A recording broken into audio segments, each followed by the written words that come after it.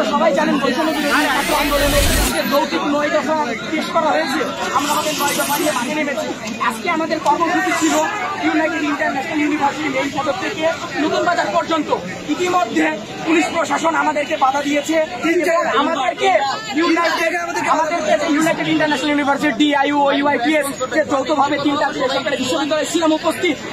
নতুন বাজারে যাওয়ার পথে আমাদেরকে 3-3বার বাধা দেওয়া হয়েছে। এমনকি আমাদের ওপরে লাঠি চার্জেরও একটা হুমকি দেখানো হয়েছে।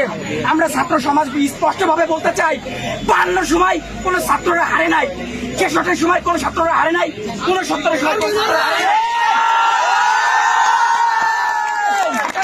কোন ছাত্ররা হারে নাই, 24-এও কোন ছাত্ররা হারবে না।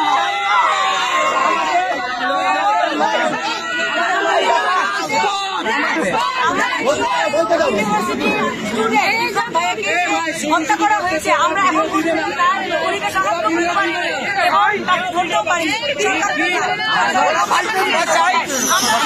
আমাদের যে ভাইয়েরা শহীদ হয়েছে, আমরা ওনাদের সুষ্ঠু বিচার চাই। আমাদের ইসলাম